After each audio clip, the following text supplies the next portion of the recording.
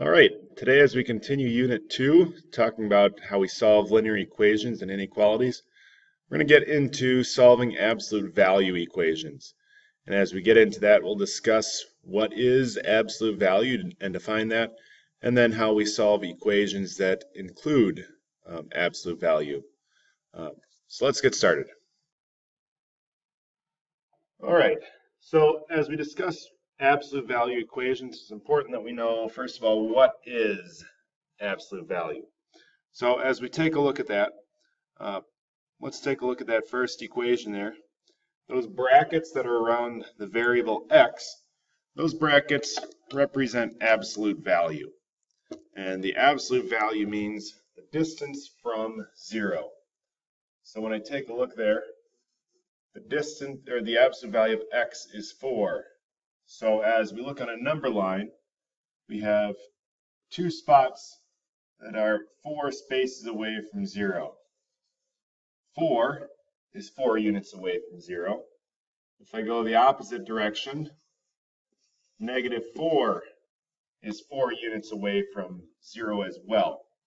So when we take the absolute value of -4 or 4, we see those are 4 units away. So now as we take a look at a more complex absolute value equation, we have the absolute value of x minus 9 equals 2. So I know that the absolute value is 2 units away from 0. So it's either 2 or -2, because those are the two values that are 2 units away from 0. But now I need to take a look at that expression. X minus 9 is equal to the absolute value of 2. Or rather, the absolute value of x minus 9 equals 2. So we take a look at the two values that we got. It's either 2 or -2. And now I know that x minus 9 equals 2, or x minus 9 equals -2. So once I solve both equations, I'll get my two values. So x equals 11, or x equals 7. Okay? So those are my two solutions. And if I check them, 11 minus 9 is 2. The absolute value of 2 is 2. 7 minus 9 is -2. It's that other target number we were looking for, because the absolute value of -2 is 2, because it's 2 units away from 0. Okay, let's take a look at the next equation. The absolute value of 4x minus 5 equals 18. So I know that when I take the absolute value of that expression, it's going to be 18 units away from 0.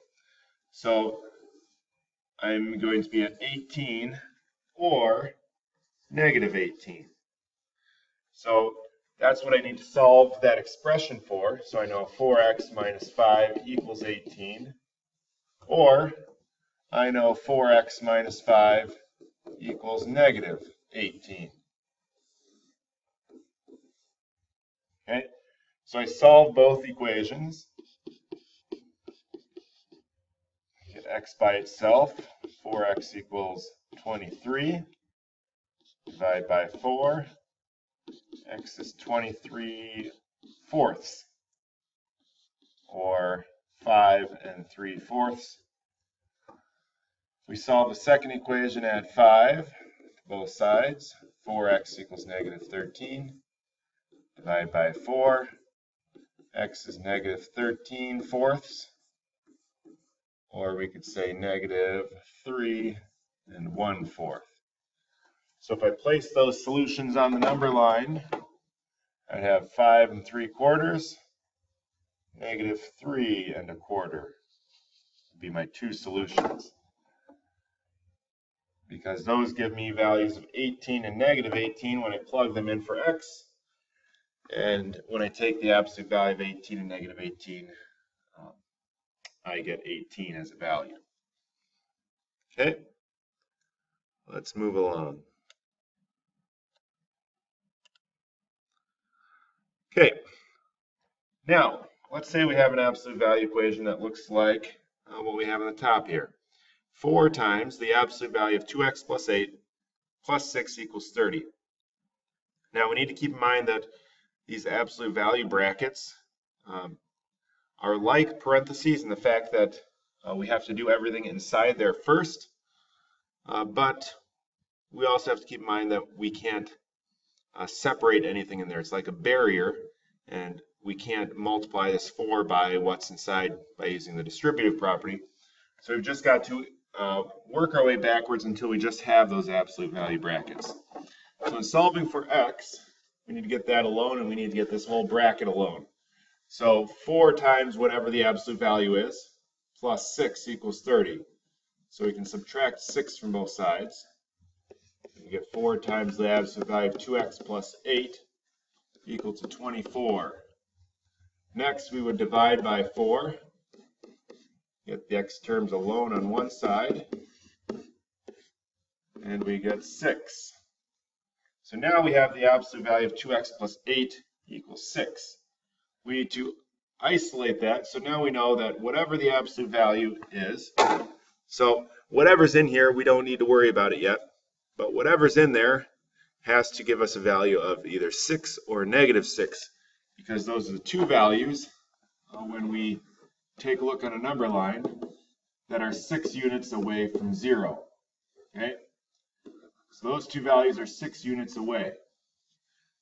So I know whatever in here has to give us a value of either 6 or negative 6.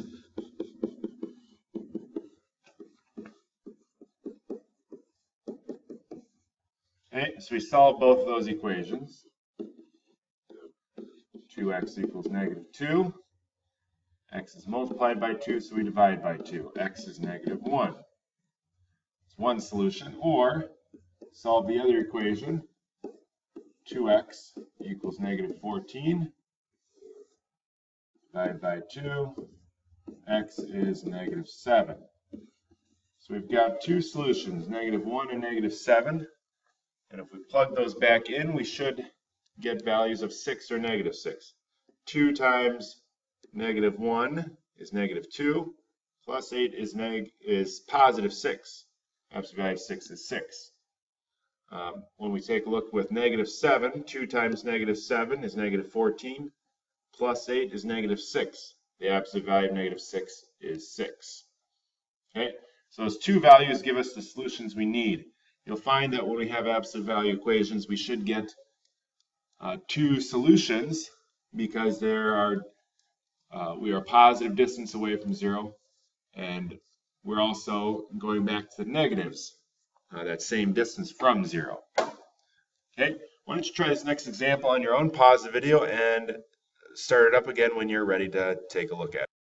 Okay, so you can see the work that I did here, but I got the absolute value brackets alone. So I subtracted 6 from both sides, then we divided by 3, got the absolute value of 5x minus 10 equals 5. So I knew the two target numbers are 5 and negative 5 because those are 5 units away from 0. So I had my expression 5x minus 10 equal to 5, or the 5x minus 10 equals negative 5. Solve both those equations, so I found x equals 3 or x equals 1. Okay, so those are the two solutions that we are looking for. Now, let's take a look at this one. Why don't you try to solve this one on your own, pause the video, and start it again when you're ready.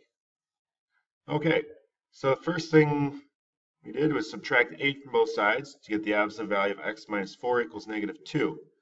So that means whatever expression's in here, the absolute value of that is negative 2, which means, according to the definition of absolute value, that we're looking for two values that are negative 2 units away from 0. And now you should remember that when we're talking about distances, we can't have a negative distance. So if I try to go negative 2 units from 0, that's not possible. So in this case, there is going to be no solution, okay?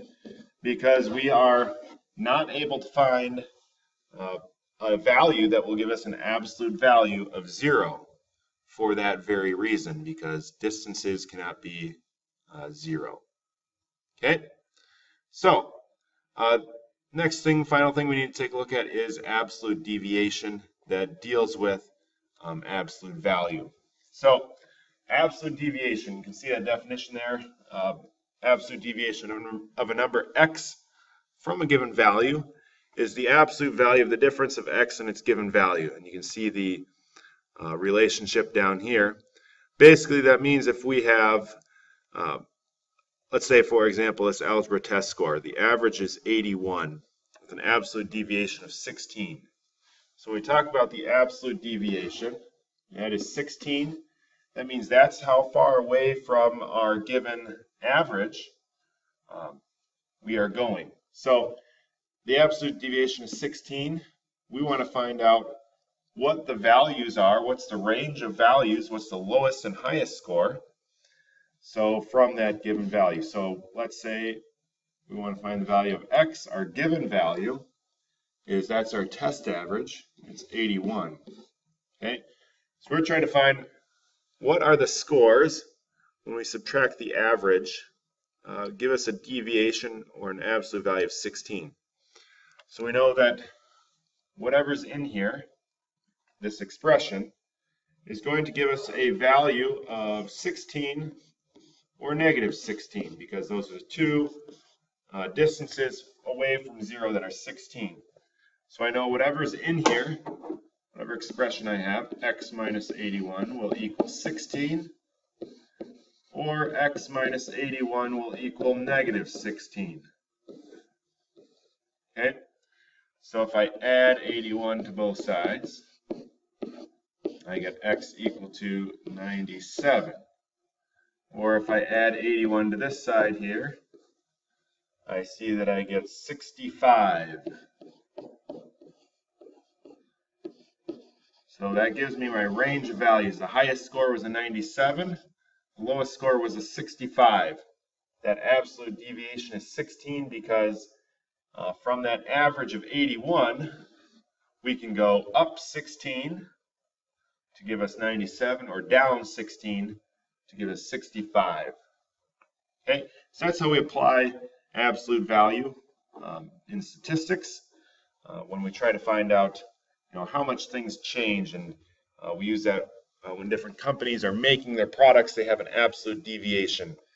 Things can change within a given range. Okay, so that's what we're going to be talking about today. So, we learned what absolute value is. So it's a representation of the distance from 0. We learned how to solve those equations and what to do, what it means when we're trying to find the absolute value of something and it equals a negative value. So do the practice problems, and any questions you have, bring those up. We'll see you next time.